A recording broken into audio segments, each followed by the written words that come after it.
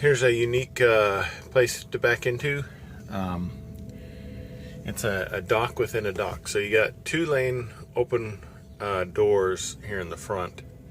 And then as you come back here, you end up in this alley dock within the alley dock. So they can load from both sides. And they're loading these pallets of gypsum plaster stuff.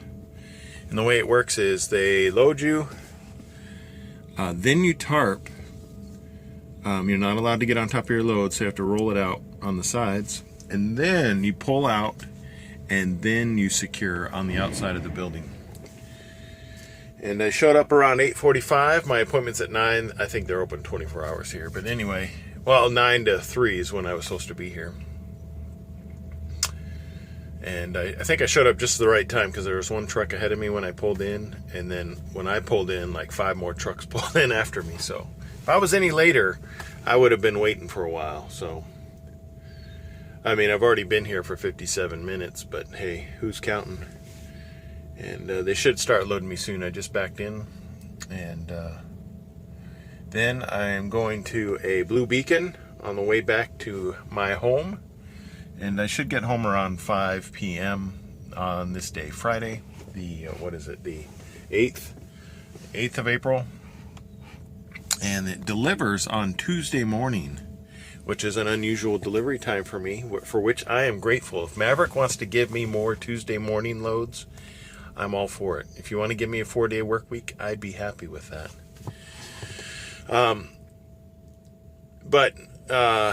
It's, you know, it's just another one of those rare things. So what'll happen is it delivers on 7 a.m. on Tuesday morning.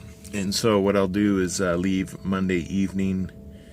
I'll have to call there were no specific directions or address for this place, but on my bills it actually has an address, so I'll look it up. It's some kind of job site, so where they must be doing a lot of plastering. So I don't know what they're necessarily working on, but some kind of job site. So I will give a call on Monday to give specific directions or an address of where this location is, so when I head out on Monday, I know where to show up on Tuesday morning. I'm supposed to be it's over 49,000 pounds of this stuff. It's 12 pallets. It's taller than what it may look.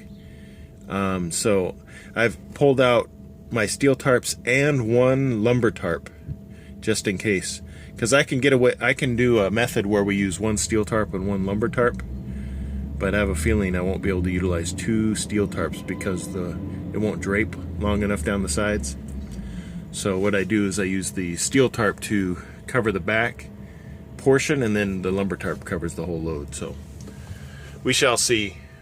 I'll let you know when I'll give you a look-see once I'm done securing this. So I'll have a trailer with tarps, and all the straps will be on the outside, so it'll be interesting. I've had to strap on the outside of sheetrock before, but never. It's pretty rare. Usually you're able to secure before you even move, but they don't allow that here. So anyway, that's it for now. I'm in Madison, Illinois. Truck's parked. It's windy as, you know, it's windy. I left my car keys in my jacket, otherwise I would have saved a trip and drove my vehicle over to here. There's I just noticed that, I don't know if it picks it up on the camera, but my truck was washed today, so it looks really good, so I'm sure somebody's going to crash into it. But I just noticed this right here. Oops. Right here, this little shadow of a scratch. I think this is from this here, the individual that backed into my truck, because he hit it twice. First it was just a light bump, and that's what woke me up, and then wham, he really nailed it. So I think this is this part right here, and you can kind of see some kind of light scratches right here, and then heavier scratches. I think this is where he lightly hit me, and then when that what didn't work for him, he's like, hey, I'm really gonna hit that guy. And yeah, so oh, it's so windy. Anyway, this is what I got. It's a gypsum concrete powder type stuff is what it's called. So, and got 8 straps, plenty of securement for this particular load. And I used a steel tarp on the back, but I pulled out both my steel tarps when I did this. And when I laid out my steel tarp, it barely touched the deck. So in order to compensate for that, I pulled out the lumber tarp. It was already pre-positioned and ready to slide across the top, and almost covers it all the way to the back. Anyway, that's it. I scanned my paperwork, and I'm gonna put this in the special file where I put all my other special paperwork. Oh, it's windy.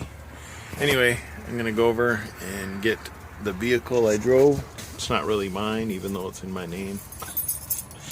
My son has decided to, he's going through Army Reserve training,